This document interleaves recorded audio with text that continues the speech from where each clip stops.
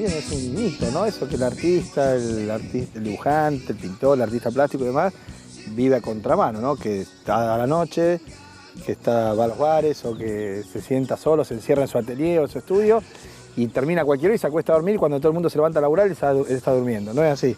Ese debe ser el artista plástico que tiene una beca, que no trabaja. Pero no, el mito romántico es una cosa que arrastramos de la novelística del fines del siglo XIX, ¿no? Donde ahí determinaron cómo eran los artistas, que eran un estereotipo. Así, un poco arrebatados, locos. Enfermos, con tuberculosis. Sí. En aquella época tuberculosis, hoy día, bueno, sí, excesos de todo tipo, ¿no? Adictos, claro. Y bueno, no pocos artistas contribuyeron a alimentarlo, que se ven. Que lo más que tenían de artista a lo mejor era ese estereotipo, ¿no? Y a lo mejor eso es lo que tenía que explotar. Quizá los músicos, por ejemplo, ese típico esquema que decían los músicos de jazz de los años 30 o los músicos de tango de los 40 en Buenos Aires, de que porque tenían muchas actuaciones y tenían que estar sin dormir, entonces empezaban a tomar algo para mantenerse despiertos, alcohol, anfetamina, lo que fuera. Sí, algún aditivo. Entonces, después daban el perfil del artista, digamos, reventado, como decíamos los del rock. Claro, sí. Pero hay una cantidad de artistas que no son así, yo creo que son la mayoría, y que es como todo, ¿no? Y grandísimos artistas que uno lo ve pisando los 70, arriba en un escenario tocando 2 o 3 horas, como Mick Jagger o Roger Waters, claro, o aquí en Argentina, muchachos de 60 años que están enteritos. Y seguramente porque a esa altura y a esa altura de su nivel económico pueden darse costosos tratamientos. Claro, bueno, David Bowie cuando cumplió 50 dijo, si hubiera sabido que iba a vivir tanto me hubiera cuidado un poco más. Claro. ¿No? Y hace ya unos cuantos que dijo eso, ¿no? Sí. Bueno, estamos charlando porque probablemente muchos televidentes no sepan quién es Ricardo Cohen. En realidad sí, muchos más saben quién es Rocambole, que ha sido el nombre adoptado de una historieta de fines del siglo anterior, en donde era un personaje horrendo que se volvía bueno. Sí, en realidad, tanto como historieta no, sino era un folletín, que era lo que se usaba en vez de historieta antes de la invención de la historieta. Una prehistorieta sería el antecedente. Claro. Y era un personaje oscuro, bravo, que se volvía después bueno. Sí, a lo largo de una cantidad enorme de episodios, el personaje pasa de ser un personaje sórdido, maldito, muy malo, a transformarse en una especie de defensor de las causas justas. No hay una identificación, sino un gusto por el personaje, nada más. Y yo me identifico de cuando el personaje es ladrón. Ajá. Pero no eras malo y te volviste bueno. Digamos, estamos en esa etapa de... No, yo todavía me falta volverme bueno. Bueno, y eso empezó a aparecer como marca de remeras, antes de ser la firma de un artista, digamos. O un artista que hacía remeras, ¿no? Claro, lo probé como marca de remeras. A mí se me ocurrió estampar remeras justo antes de que, digamos, tiempo más tarde se usara la remera estampada. Y me fundí. Entonces, cuando me fundí después, no tuve muchas más ganas de hacer lo que después hicieron otros y se llenaron. Entonces, cuando lo empezaron a hacer, yo dije, no, eso no va a andar. Se van a fundir. Y ahí es como muchas empresas de remeras. Han hecho extraordinarios negocios. Claro. Bueno, vamos para atrás en la historia. ¿Cómo era tu hogar, tu familia? Un hogar común. De padre laburante, madre ama de casa. Así es. ¿Hermanos? Tengo una hermana. ¿Vos sos el mayor? Así es. Bien. ¿Y a la escuela? ¿Y a jugar a la pelota a la tarde? ¿Cómo era la infancia? Yo nunca jugué a la pelota. Nunca. No, por eso decía así común, yo sí. A mí me falta una glandulita que tienen los argentinos. Que es el fútbol. Que hace que amen el fútbol. Yo nací sin ese dispositivo. Está bien. Entonces, ¿la infancia cómo era? ¿Escuela? La infancia era como ahora, dibujar todo el día. Ahí va. Te hacía la pregunta de tu casa, de tu familia y demás, para ver de dónde viene esa inclinación por el dibujo, ¿no? Porque por ahí decía, No tengo antecedentes artísticos, excepto algunos lejanos, que sea algún primo de mi padre. Pero que no se puede atribuir como un elemento de si no había alguien que te llevaba, mirá qué bien que dibuja. Para nada, yo creo que es así, es una sensibilidad y que hace que normalmente esta clase de niños sea más bien aislado, casi autista. les pasa mucho, yo lo he conversado mucho con gente así, que podría decir del palo, y músicos o escritores, Sí, poetas, chicos que hacen cómics o animación, son o stop como motion. chicos, viste, un poco medio raritos, o Sí, sea sí. que no tienen una fácil relación social y probablemente para equilibrar eso hacen algo.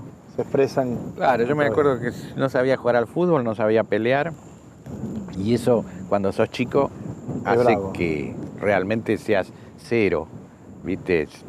Sufra las peores humillaciones. ¿Y lo pasaste mal?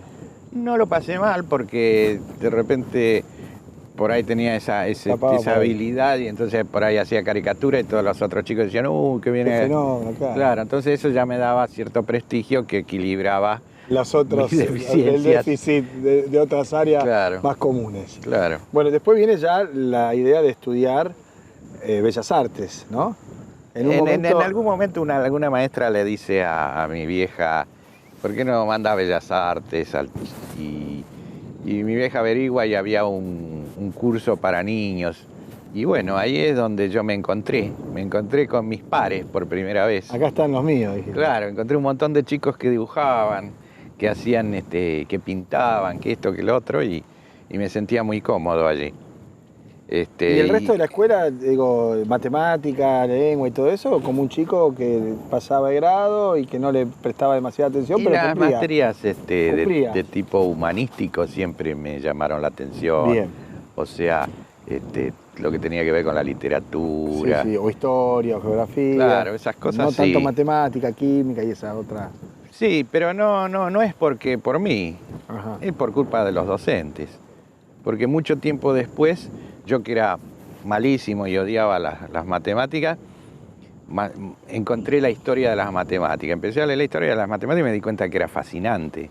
Y la historia de la física. Entonces digo, si los profesores hubieran empezado por aquí, me hubieran contado primero la historia, no hubieran empezado a escribir ecuaciones.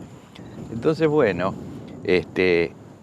ya te digo, tampoco uno puede abarcar todo, pero a mí me hubiera gustado, por ejemplo, estudiar astronomía. Decir que la esquivé porque todos decían, no, eso tiene mucha matemática.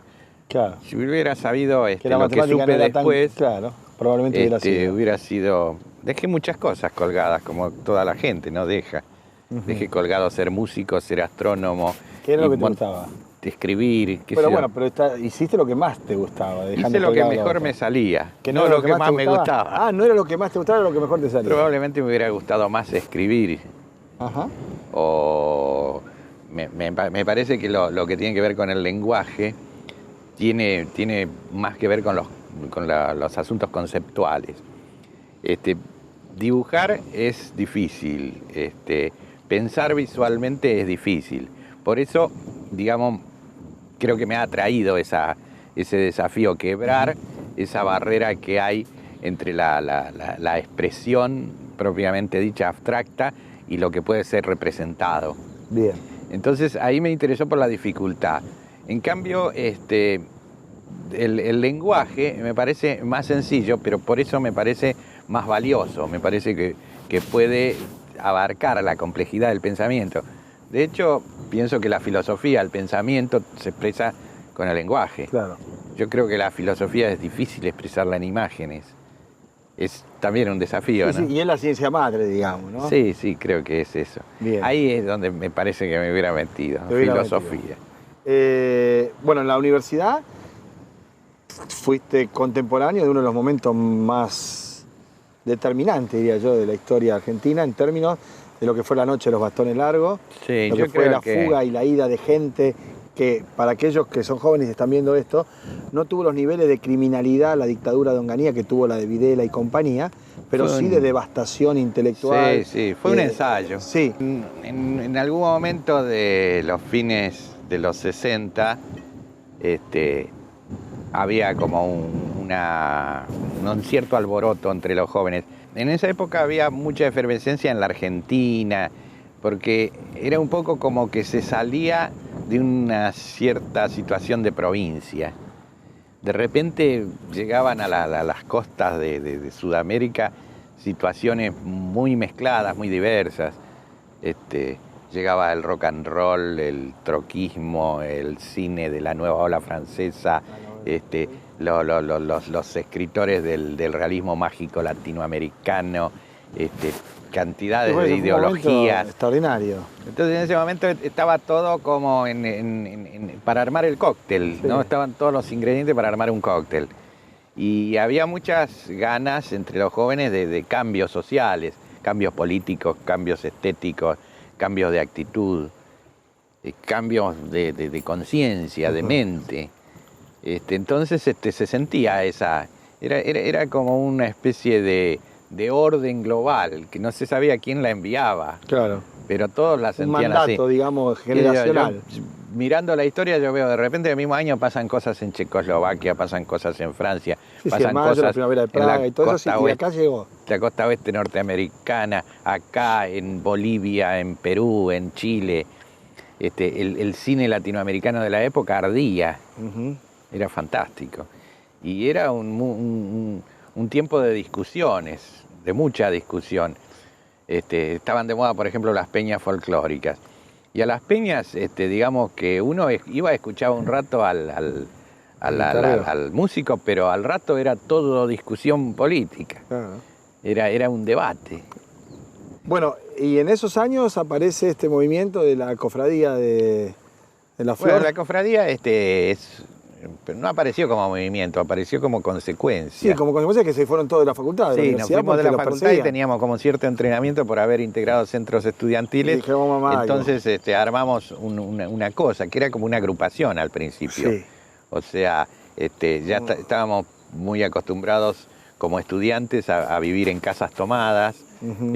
a arreglarnos con poco, a cocinar para todos. Entonces, de repente estábamos haciendo eso y un día vino alguien y nos dijo, esto es una comunidad. Una cofradía. Y bueno, ¿qué es una comunidad? Y bueno, había intentos de comunidad a propósito que estábamos viendo que estaban pasando también en otros lugares. Y bueno, de repente dijimos, sí, es una ¿Tenía comunidad. militancia partidaria en esos años? Nuestra militancia era más estética que política propiamente partidaria. política, pero de todas maneras sabíamos muy bien qué era lo que no queríamos. Claro, la dictadura. O sea, si vos dividís las cosas entre, Sí, sí, no sé, autoritarismo, sí, sí, de libertad y dictadura, en todo caso, ¿no? y Con todas nosotros las estábamos por un cierto, nos decían anarco-orientalistas. Y proveníamos de diversas militancias algunos ya habían hecho habían hecho su historia política. Entonces, digamos, se aplicaba a veces lo aprendido en esa prehistoria política digamos, en las relaciones, en cómo organizarse. Ujú. Teníamos como cierta agilidad para organizarnos. Por ejemplo, organizamos un comedor universitario paralelo porque habían cerrado el comedor universitario en La universidad. Plata. Organizábamos clases con profesores que habían sido echados, organizábamos ciclos de cine. Teníamos ese poder organizativo que te da la militancia estudiantil. Bien.